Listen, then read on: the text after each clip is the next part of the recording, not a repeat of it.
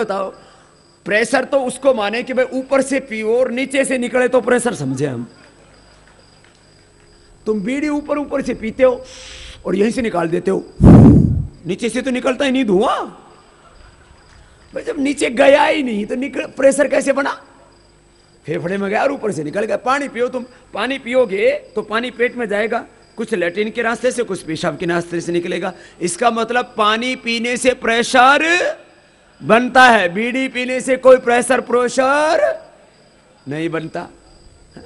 और बड़े विचित्र लोग 5 किलो कैनी लेकर के गांव का आदमी शहर में दूध बेचने आ रहा है। मैंने कहा भाई साहब दूध क्यों बेच रहा है? बोला बाबा जी बीड़ी का शराब का खर्चा निकल जाता है। दूध बेच के दारूकार बीड़ी का खर्चा निकाल रहा है, बेवकूफ। कमाल भाती करो। मैंने कल बहुत बताया था आपको, आप राम और कृष्ण की संतान हैं, लेकिन आचरण रावण जैसे कर रहे हो। सूर्यवंशी चंद्रवंशी हो, ब्राह्मण क्षत्रिय वैश्य हो, ऋषियों की संतान हो। आज सब संकल्प लेकर के जाएंगे, बीड़ी सिगरेट शराब पी करके अपने पूर्वजों को बदनाम नहीं करेंगे, रामकृष्ण के ऊपर लानत नहीं लगाएंगे।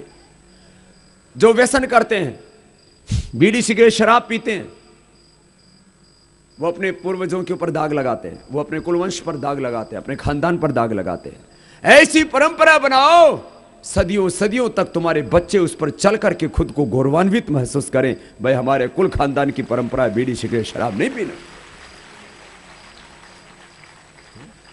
आप में से बहुत भाइयों बहनों ने तो पीना छोड़ दिया होगा। बहनें तो नहीं पीती ना, वो नहीं पीती क्योंकि माता सीता को, माता पार्वती को, लक्ष्मी सरस्वती को अपना आदर्श मानती हैं।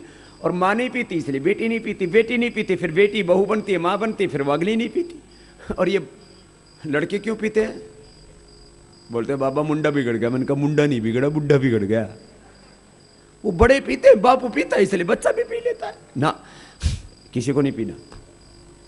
हाँ? आप में से शायद बहुतों ने तो पीना छोड़ दिया होगा योगाभ्यास करके। हाँ? कितने ऐसे भाई हैं, कितने ऐसे बुजुर्ग हैं, कितने ऐसे जवान हैं जिन्होंने योग करके योग किया और अपना आप ही छूट गया बीड़ी सिगरेट शराब पीना। नशा कितनों का छूट गया? जिनका नशा छूटा है वो हाथ उठाना जरा। सुबह सुबह अंधेरे अंधेरे में उठा लो, कोई बात नहीं। हाँ हाथ हाथ हिलाओ तो ये तो काफी है। जिनका नशा छूट गया हाथ हिलाइयो जरा, एक बार जोरदार तालियां बजा दो भाई इनके लिए, हजारों तो हैं ही। हाँ।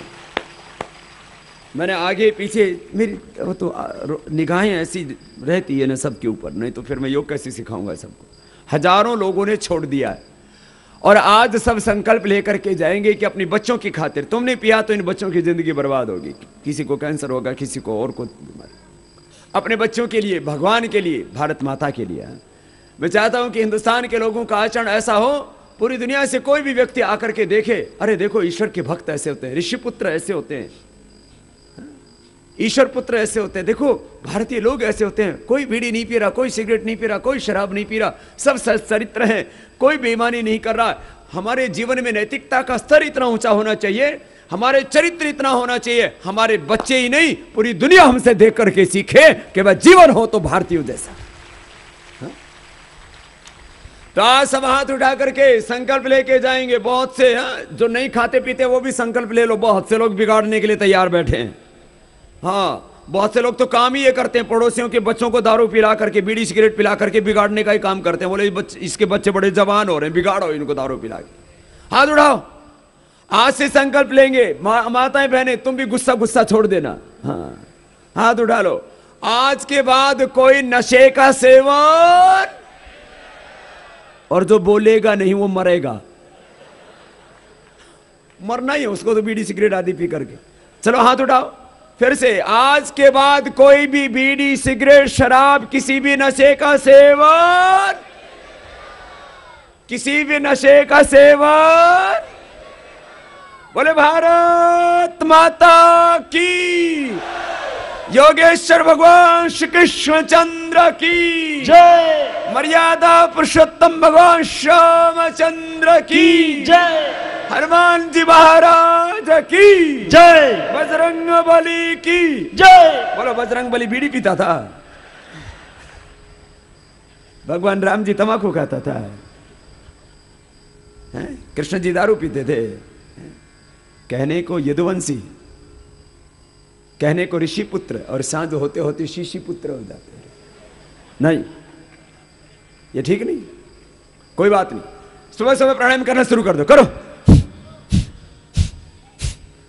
सुबह सुबह जो प्राणायाम करोगे ना, आपको ये खराब विचार अंदर आएगा ही नहीं, खराब आहार अंदर जाएगा ही नहीं, दारू पीने की इच्छा ही नहीं होगी, मुर्गा खाने की इच्छा ही नहीं होगी। हाँ, पहले अपने बड़े बुजुर्ग ये नशा करते ही नहीं थे, मांसाहार करते ही नहीं थे। ऐसे ऐसे झूठ हमें पढ़ा दिए गए सिलेबस में भी। बोले आर्य लोग गोमांस खाते थे, और चलो कोई एकाधा 1% कुछ लोग ऐसे होंगे कभी किसी जीव जंतु का मांस खा लिया होगा। गाय का मांस तो कभी किसी ने खाया ही नहीं। अरे हिंदू की तो बात छोड़ो, भारत में रहने वाले मुसलमान भी गोमांस नहीं खाते थे। सुन लो जरा कान खोल करके, मुगलों की सल्तनत, उनकी बादशाह बाबर से, फिर अकबर से, फिर जो है हुमायूं, इनसे चली। किसी भी मुसलमान शासक के काल में एक भी गो की हत्या नहीं होती थी, गोकशी नहीं होती थी। यह तो 1760 में रॉबर्ट क्लाइव नाम का एक अंग्रेज अधिकारी आया, उन अंग्रेजों को गोमांस खाना था, तो कोई भी गलत काम करते थे उसके लिए पहले कानून बनाते थे, कानून बना करके गलत काम करते थे। हमारे भारत में दारू पीना, वेश्यावृत्ति करना, गो हत्या करना, इनको पाप समझा जाता था। तीनों को कानून बना करके वैध कर दिया, कानून बना दिया कि तीनों करना कानून की दृष्टि से वैध है। और 1760 में पहला कत्लखाना, पहला वेश्यालय और पहली शराब की दुकान कलकत्ता में खोली गई, और उसके बाद ये पाप शुरू हो गया। उससे पहले मुसलमान भी गोकशी हिंदुस्तान में नहीं करता था। और मैं तो आज भी कहता हूं, हिंदू भाइयों को मुसलमान भाइयों की प्रसन्नता के लिए सूअर का मांस खाना छोड़ देना चाहिए, और मुसलमान भाइयों को भी अपने हिंदू भाइयों की प्रसन्नता के लिए, क्योंकि गौकशी करने से हिंदू दुखी होते हैं, नाराज होते हैं, अपने उनकी प्रसन्नता के लिए गोमांस छोड़ देना चाहिए। क्या दिक्कत है इसके साथ? अरे खाने पीने के लिए अपने लिए इतनी चीजें हैं, क्या दिक्कत है? महात्मा गांधी जी के ही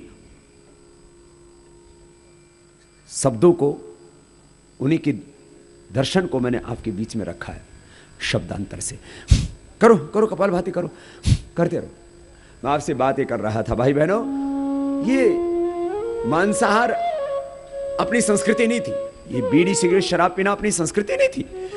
चलो प्राणायाम योगाभ्यास करते रहो। कुछ खास बता रहा था आपसे, मैं कह रहा था कुछ ऐसे उपाय मैं आपको बताता हूं